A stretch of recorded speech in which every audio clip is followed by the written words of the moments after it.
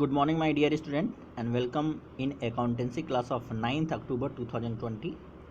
And today we will start a new chapter of part B, and that is accounting ratio.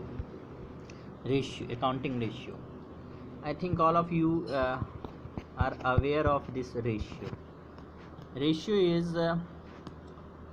can say if two numbers are taken as a division, means suppose there are two numbers 5 and 3, then the ratio of 5 and 3 will be 5 upon 3, means 5 divided by 3, then it is 5:3.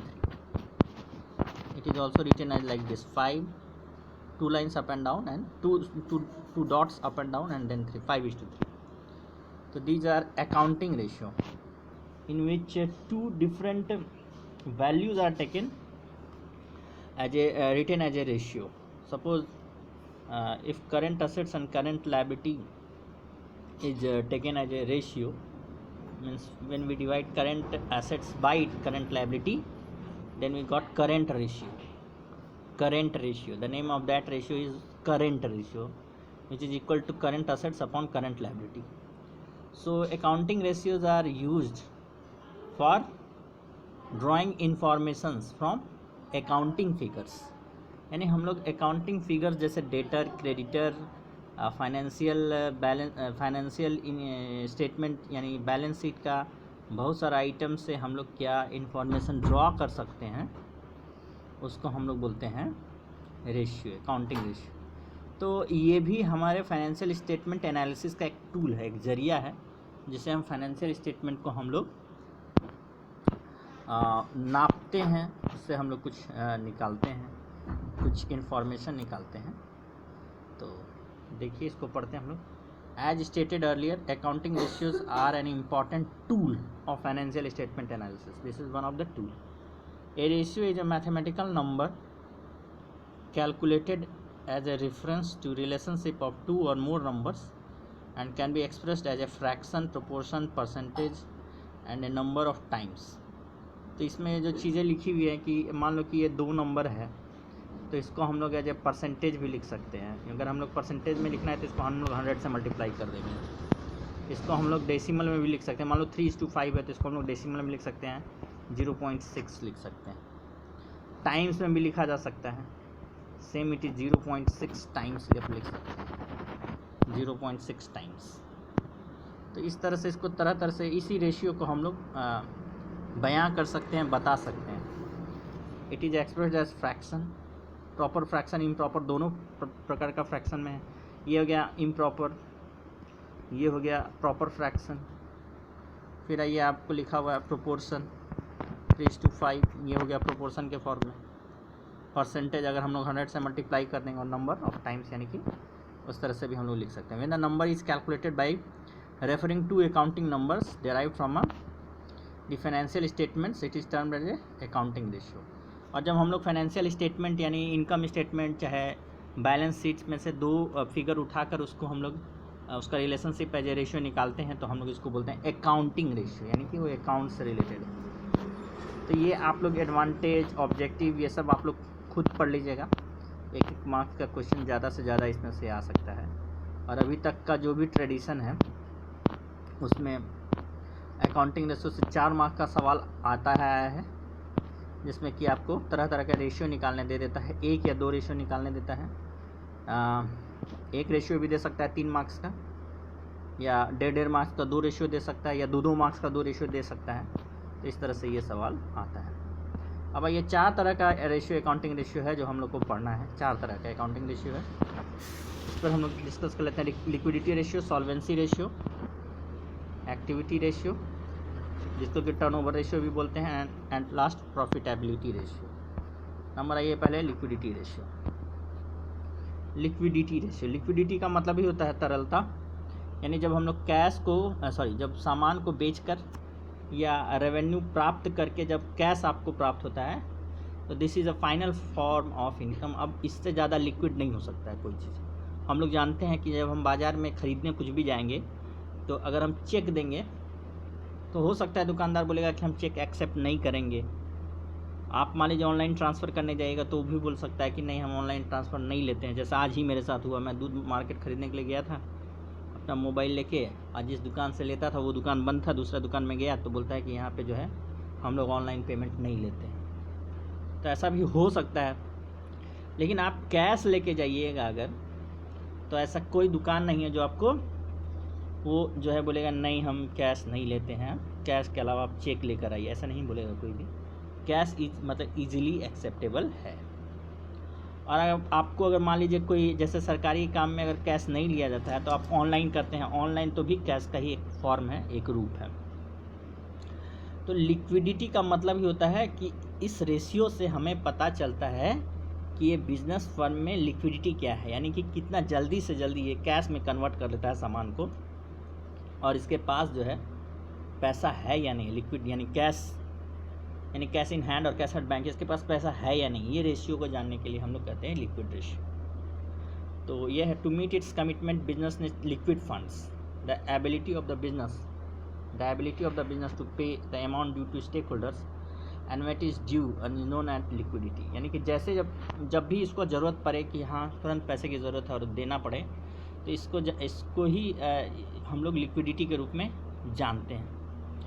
And the ratio calculated to measure it are known as liquidity ratio. दो तरह का ratio बस होता है इसमें, liquidity ratio में current ratio और liquid ratio, दो ही तरह का रेशियो है। These are essentially short term in nature, यानी कि ये बहुत छोटा सा टर्म के लिए माना जाता है। फिर ये सॉल्वेंसी रेशियो, सॉल्वेंसी का मतलब होता है शोधन क्षमता, यानी ये पैसा भविष्य में दे पाएगी या नहीं दे पाएगी, इसको जानने के लिए हम लोग सॉल्वेंसी रेशियो निकालते हैं।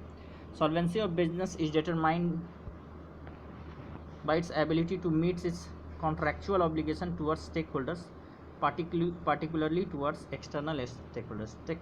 एक्सटर्नल स्टेक होल्डर्स का मतलब होता है जैसे क्रेडिटर हुआ, यानी कि बाहर के लोगों को जो पैसा देना है उनको। And the ratio calculated to measure solvency position, solvency का मतलब होता है कि आने वाले टाइम में ये दे पाएगी कि नहीं पैसा, कंपनी या बिजनेस में पैसा दे पाएगी या नहीं, इसी को जानने के लिए हम लोग सॉल्वेंसी रेशियो निकालते हैं। These are essentially long term in nature, ये बड़ा शॉर्ट टर्म के लिए होता है, कौन सा, liquid ratio. Solvency long term के लिए होता है। अब आइए टर्नओवर रेशियो, जिसको कि एक्टिविटी रेशियो भी बोलते हैं। तो this refers to the ratio that are calculated for measuring the efficiency of operations of business based on effective utilization of resources, यानी कि इससे हमें ये समझ में आता है कि बिजनेस कितना ज़्यादा एफिशिएंट है, और इसीलिए इसको एफिशिएंसी रेशियो भी बोलते हैं।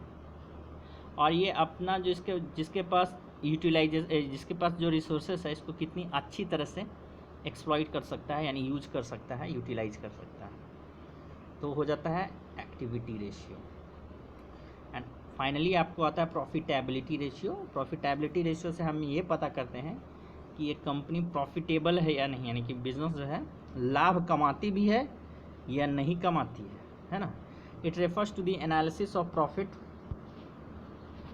इन relation to revenue from operation और फंड्स और assets employed in business at the ratio calculated to meet this objective are known as profitability. यानी जितना हमने कैपिटल लगाया है, जितना एसेट्स बिजनेस में लगाया है, जितना फंड्स लगाया है और जितना सेल हमारा होता है उसके अनुपात में हमें क्या लाभ मिलता है, प्रॉफिट मिलता है, इसको जानने के लिए हम लोग प्रॉफिटेबिलिटी रेशियो निकालते हैं। तो यही 4 रेशियो आपको सिलेबस में पढ़ना है। पहला है लिक्विड रेशियो, दूसरा है सॉल्वेंसी रेशियो, तीसरा एक्टिविटी रेशियो और चौथा है प्रॉफिटेबिलिटी रेशियो। अब हम लोग जो है लिक्विड रेशियो, आज के दिन हम लोग इसी पर फोकस करेंगे, लिक्विडिटी रेशियो पर। तो ये बहुत छोटा सा रेशियो है, इसको हम लोग एक दिन में बहुत आसानी से ख़त्म कर सकते हैं। तो आज हम लोग लिक्विडिटी रेशियो को ख़त्म कर देंगे, उसके बाद हमारे पास ओनली 3 रेशियो बनेगा, लेकिन उसमें क्वेश्चंस बहुत आपको ज़्यादा है, तो कम से कम हमको लगता है कि एक रेशियो में हमें कम से कम 4 या 5 वीडियो बनाना पड़ेगा। तो इस तरह से ये करीब 10 दिन के अंदर में ये चैप्टर ख़त्म हो जाएगा। और मेरा यही है कि हम DP यानी दुर्गा पूजा की जो छुट्टी हो उससे पहले तक हम लोग अकाउंटिंग रेशियो को ख़त्म कर लें, और आपको प्रोजेक्ट दे दिया जाए अकाउंट्स का, ताकि आप लोगों को जो समय मिले जिसमें कि आपको पढ़ाई नहीं करनी है बिल्कुल, यानी कि मोबाइल छूना तक नहीं है, ऑनलाइन क्लास के लिए, बाकी तो आप अपने यूज़ के लिए करेंगे ही। तो उसके आधार पे आपको कुछ यानी कि छुट्टी के पहले आपको ये भी बता दिया जाए कि आप किस तरह से प्रोजेक्ट बनाइएगा। तो इसके लिए मैं चाहूँगा कि एक दिन आप लोग सभी को यानी कि 9 के 9 आप लोग स्कूल आ जाइए, ताकि हम वहाँ पे थोड़ा डिस्कस कर सकें और आपके समस्या का समाधान कर सकें। तो इस तरह से अच्छा ठीक है, छोड़िए उसको। अभी हम लोग पढ़ते हैं लिक्विडिटी रेशियो। वंस अगेन हम लोग लिक्विडिटी रेशियो को पढ़ेंगे। Liquidity ratio are calculated to measure the short term solvency of the business. Short term solvency मतलब 1 महीने, 2 महीने और 3 महीने के अंदर में जो भी इसको पैसा देना है, इसके पास पैसा है या नहीं कैश में, वो दे पाएगा कि नहीं, इसी को जानने के लिए हम लोग लिक्विडिटी रेशियो निकालते हैं। The firm's ability to meet current obligations, these are analysed by looking at the amount of current assets and current liabilities. Current assets मतलब समझते हैं ना, वह एसेट जिससे कि हमको 3 या 4 महीने के अंदर पैसा मिल जाए, यानी वो कन्वर्टेड हो जाता है कैश में। कोई भी बिजनेस होता है, सिंपल सा बात है, मान लीजिए आप एक साधारण राशन का दुकान लेते हैं, जहाँ से लोग काफ़ी मात्रा में जो है खाने पीने की चीज़ें खरीदते हैं, दैनिक उपयोग की चीज़ें खरीदते हैं, जो खाने पीने से संबंध होता है, जैसे तेल हो गया, रिफाइन हो गया, हेयर ऑयल हो गया, तेल में ही बहुत तरह का प्रकार है, राइस का रिफाइन ऑयल भी होता है ना, घी हो गया, फिर आपको ये चावल में बहुत सारा प्रकार है, अरवा चावल है, उसना चावल है, बस बासमती राइस है, बिरयानी राइस है, तो तरह तरह का राइस हो गया, फिर पल्सेस यानी दाल हो गया, फिर उसी तरह साबुन, डिटर्जेंट और तरह तरह का सामान होता है, फास्ट फूड होता है, तो ये सारा चीज़ें हैं। तो आप एक दुकान में आप दुकान करते करते आपको ये समझ में आ जाएगा कि कोई भी सामान हम लाते हैं तो उसको 1 या 2 महीने में आप देखते होंगे वो सामान खाली हो जाता है, फिर आपको नया लाना पड़ता है। तो इस तरह से, और कुछ सामान ऐसा होता होगा जैसे कि उसको 6 महीना लगता होगा। तो करेंट असेट्स वही होता है कि जिसको कि आप, जैसे मान लीजिए किसी को आप उधार देते हैं, तो आपको मालूम है कि हम इसको उधार दे रहे हैं, लेकिन 10 दिन के बाद ये पैसा हमको मिल जाएगा, या 1 महीने के बाद इसको जब सैलरी मिलेगी तो मिल जाएगा। तो इस तरह से होते रहता है। तो वो डेटर भी आपके लिए क्या है, वो करेंट असेट्स है। बिल्स रिसीवेबल को पकड़ लीजिए। बिल्स रिसीवेबल आपने एक्सेप्ट किया है, जो कि एक्चुअल लाइफ में होता नहीं है, और आपको मालूम है कि आफ्टर अ मंथ आपको वो पैसा मिल जाएगा, तो वो भी आपके लिए करेंट असेट्स हो गया। तो करंट असेट्स से पैसा आएगा, और करंट लायबिलिटी मतलब आपको फिर से वही चीज़ हो गया कि वह लायबिलिटी जो आपको 3-4 महीना के अंदर आपको चुका देना है। तो करंट असेट्स हमेशा ज़्यादा होना चाहिए, तभी आपके पास अवेलेबिलिटी ऑफ कैश रहेगा। मान लीजिए करंट असेट्स आपके पास कम है और करंट लायबिलिटी ज़्यादा हो गया, तो ऐसी स्थिति में आपके पास कैश तो आएगा लेकिन वो रहेगा नहीं, क्योंकि आपको उसको पे करना पड़ेगा। तो इसी चीज़ को जानने के लिए हम लोग लिक्विडिटी रेशियो निकालते हैं। इसमें सबसे पहला जो रेशियो होता है वो करंट रेशियो है।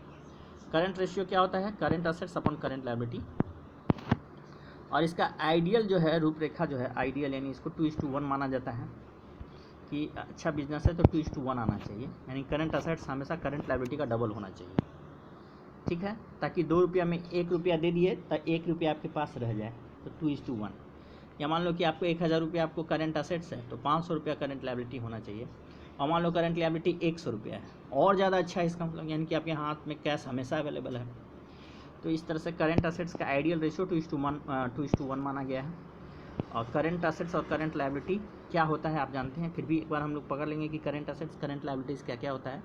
Current assets include current investment. देखिए क्या क्या आता है इसमें, करंट इन्वेस्टमेंट आता है, इन्वेंट्रीज आता है, ट्रेड रिसीवेबल्स आता है यानी डेटर्स आता है, और डेटर्स और बिल्स रिसीवेबल दोनों को मिला के हम लोग ट्रेड रिसीवेबल बोलते हैं। And then cash and cash equivalent, short term loans and advances, जो कि 3-4 महीने यानी 1 साल में जिसको हम कर लेते हैं। Other current assets such as prepaid expenses, advance tax and accrued income भी आता है। तो यही है करंट असेट्स का लिस्ट। तो जो भी आपको करंट असेट्स, मान लीजिए कि क्वेश्चन में करंट असेट्स से संबंधित कोई भी चीज़ आता है, तो आप इन्हीं आइटम्स को देखिएगा, इन्हीं आइटम्स को आप छांटिएगा कि इस सबको आप करंट असेट्स मानिएगा। अब ये करंट लायबिलिटीज़, करंट लायबिलिटीज़ में आता है short term borrowings, trade payable यानी कि बिल्स पेबल और क्रेडिटर दोनों को मिला के बोलते हैं, and other current liabilities and short term provisions. Short term provision से बैड डेप्ट का प्रोविज़न हो गया, एडवांस टैक्स का प्रोविज़न हो गया, तो ये है आपका करंट लायबिलिटीज़। तब देखिए इलस्ट्रेशन 1, ये कैलकुलेट करंट रेशियो। अब इसमें देखिए ये करंट असेट्स है, ये भी करंट असेट्स है, ये भी करंट असेट्स है, ये भी करंट असेट्स है, ये और ये दोनों जो है करंट लायबिलिटीज़ है। तो हम लोग क्या करेंगे, this plus this plus this plus this, इसको ऐड करेंगे, ये करेंट असेट्स हो जाएगा, ये करेंट लायबिलिटीज़ हो जाएगा, दोनों को डिवाइड कर देंगे, वही आपका आंसर आ जाएगा। ठीक है, तो देखिए इसमें आपको उसी तरह से ये 4 आइटम को जोड़ दिया गया है, 1,34,000 आ गया है, और 2 आइटम को जोड़ा गया तो 1,04,000 आया है। देन करंट रेशियो का फार्मूला लगा के इसको इससे डिवाइड कर दीजिए, देन ये आ रहा है 1.29:1, जो कि आइडियल नहीं है। यानी कि अगर करंट असेट्स 129 रुपया है करंट असेट्स, तो करंट लायबिलिटीज इसका 100 रुपया आ जाता है। यानी 100 में 129 रुपया आएगा, 100 रुपया चला जाएगा, इसका मतलब इसके पास मात्र 29 रुपया रहेगा। तो ये करेक्ट नहीं माना जाता है। जैसा मैंने आपको बोला, इसका जो आइडियल रेशियो है वो 2:1 है। तो इस तरह से आप इसको बना सकते हैं। देना ये सिग्निफिकेंस, सिग्निफिकेंस में यानी इसका महत्व के बारे में बोला गया है। इसमें आप यही पढ़िएगा, जब रेशियो जैसे जैसे हाई होता जाएगा उतना अच्छा है ना। तो वही चीज़ लास्ट में लिखा हुआ है कि it is safe to have a ratio which is range 2:1, यानी 2:1 के लपेट में हो तो आप समझ जाइए कि कंपनी की स्थिति अच्छी है।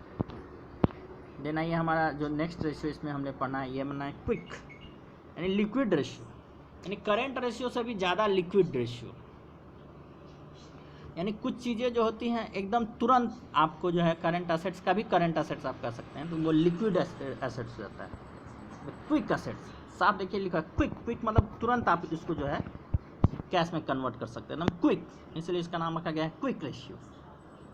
इसको एसिड टेस्ट रेशियो भी बोलते हैं। देखिए एसिड टेस्ट रेशियो, और इसका जनरली 1:1 होता है आइडियल, कि आपको 1:1 में होना चाहिए, कि तुरंत पैसा है ताकि आप चला जाए, ताकि आपका इससे माना जाएगा कि आपका फाइनेंशियल पोजीशन साउंड है। ठीक है, अब देखिए क्विक एसेट्स होता क्या क्या। Quick assets are defined as those assets which are quickly convertible into cash, यानी बहुत जल्दी आप उसको कैश में कन्वर्ट कर सकते हैं।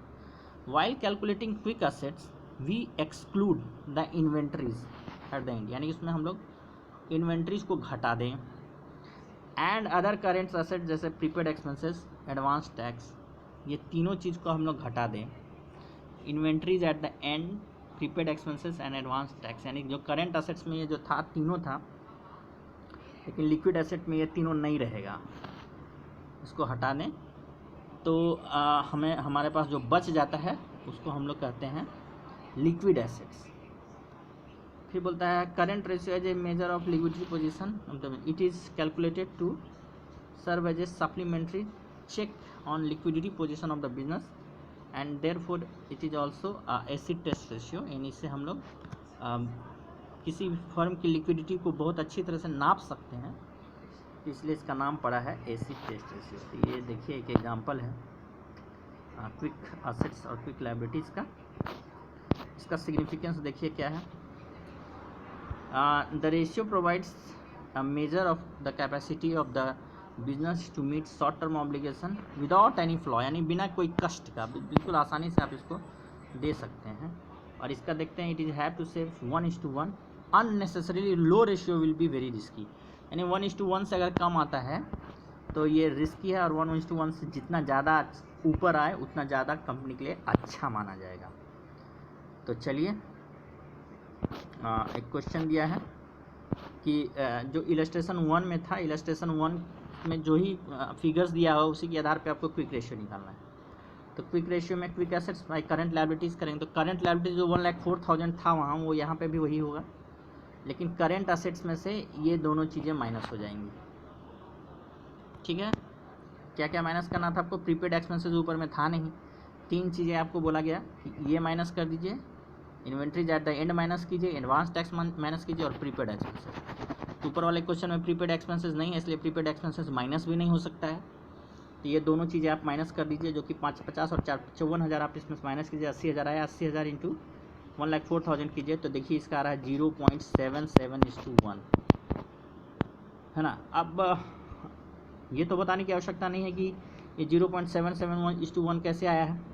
आप कैलकुलेटर लीजिए, उसमें लिखिए 80,000, डिवाइड का साइन लगाइए, देन लिखिए 1,04,000, देखिए क्या बताता है आपका कैलकुलेटर इक्वल टू दबाने पर, तो यही बताएगा 0.77। तो 0.77 मतलब 0.77:1, तो इस तरह से आप ये निकाल सकते हैं। चलिए इलस्ट्रेशन 3 में भी आपको लिक्विड रेशियो निकालना है। तो अब देखिए इसमें करंट लायबिलिटी दिया हुआ, आपको निकालने की ज़रूरत ही नहीं करंट लायबिलिटी। और करंट असेट्स में आपको क्या क्या घटाना है, करंट असेट्स दिया हुआ है 80,000, इसमें से 20,000, 5,000, 5,000, ये 30,000 घट जाएगा सिंपली।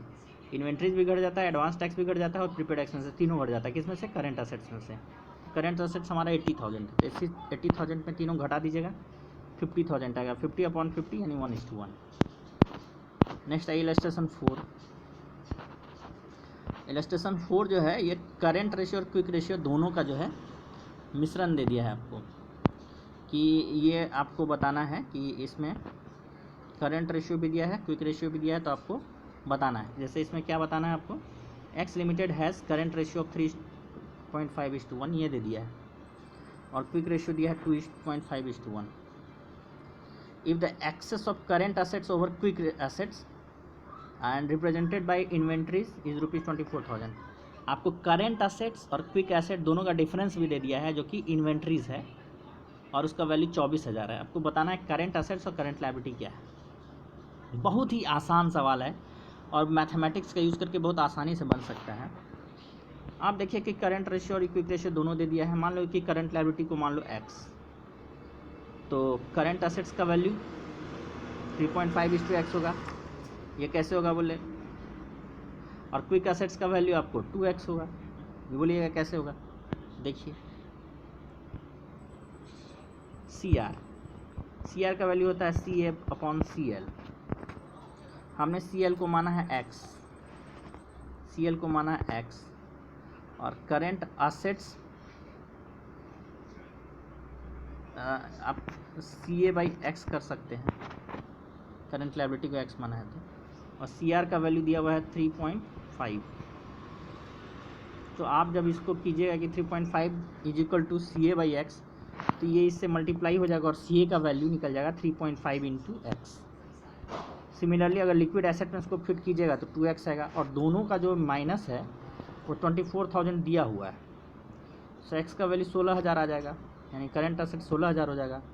तो आप करंट लायबिलिटी 16,000 का हो जाएगा। देन आप करंट असेट 3.5 से मल्टीप्लाई करके आप निकाल लीजिए 56,000। तो 10 ये सवाल भी बन गया हमारा, है ना।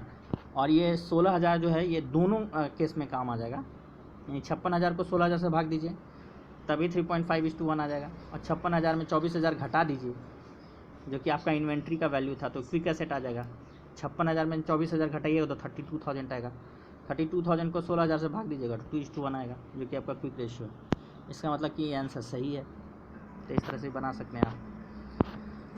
अब हम लोग आते हैं illustration number 5। Calculate the current ratio from the following information. इससे आपको करंट रेशियो निकालना है। करंट रेशियो का मतलब होता है, आप जानते हैं, CA/CL, current asset divided by current liability.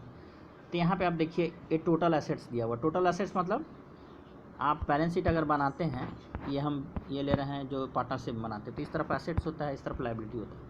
तो अगर ये फिगर दिया टोटल एसेट्स, तो टोटल लायबिलिटी भी वही होगा, ठीक है। और नॉन करंट लायबिलिटी दिया हुआ है, तो आप देखिए ये टोटल एसेट्स दिया हुआ है, तो टोटल लायबिलिटी आपका 3 लाख ही होगा, और 3 लाख में ये नॉन करंट लायबिलिटी को अगर आप घटा देते हैं 3 लाख में 80,000 को, तो बच जाएगा 2,20,000। ये 2,20,000 CL हो गया, आपका करंट लायबिलिटी हो गया, क्योंकि नॉन करंट लायबिलिटी 80,000 है, तो 80,000 आप इसमें ऐड कर दो तो ये 3 लाख आ जाएगा, यानी कि ये जो है आपका लायबिलिटी साइड का टोटल हो गया। तो ये नॉन करंट लायबिलिटी हो गया 80,000 का, और 2,20,000 का करंट लायबिलिटी हो गया। तो इस तरह से ये बना सकते हैं। फिर आपको शेयर होल्डर्स फंड ये दिया है 2 लाख रुपया, और यहाँ पे नॉन करंट असेट्स में दे दिया है 1,60,000, और ये भी दे दिया है नॉन करंट इन्वेस्टमेंट 1 लाख। इसका मतलब कि ये दोनों जो है आपको नॉन करंट असेट्स हैं, तो ये 2,60,000 आ रहा है, और 3 लाख में अगर 2,60,000 को घटा दीजिएगा तो 40,000 आएगा। यही आपका करंट असेट्स होना चाहिए। तो देखिए क्या निकाला है, बिल्कुल इसी तरह से निकाला है। 40,000 करंट असेट्स हो गया, और हमारा जो है 20,000 का आपको सॉरी ये 2 लाख और 80,000 को current liability plus current liability करके 3 लाख आएगा, और करंट लायबिलिटी का वैल्यू हो जाएगा 3 lakh minus 2,80,000। Let me check कि मैं कैसे निकाल रहा था। हाँ सॉरी, ये तो दिया हुआ है, ये 80,000 दिया हुआ है नॉन करंट लायबिलिटी, और शेयर होल्डर फंड भी दिया हुआ है। ये दोनों आपका जो है ये नॉन करंट लायबिलिटी NCL है, तो करंट लायबिलिटी का वैल्यू 20,000 आएगा। ये दोनों के दोनों NCL है, हम लोग जानते हैं। तो ये 20,000 का आपका हो जाएगा करंट असेट्स, और 40,000 का आपको 40,000 का हो गया करंट असेट्स, और करंट लायबिलिटी 20,000 का हो गया। निकाल देंगे हम लोग 2:1। तो इस तरह से हमारा ये बन गया। तो इस तरह से इलस्ट्रेशन 1 to 5 तक आप बहुत आसानी से समझ भी गए होंगे, बहुत आसान भी है। तो फर्स्ट वीडियो को मैं यहीं कंप्लीट करता हूँ, सेकंड वीडियो में हम लोग और कुछ क्वेश्चंस देखेंगे। Thank you so much.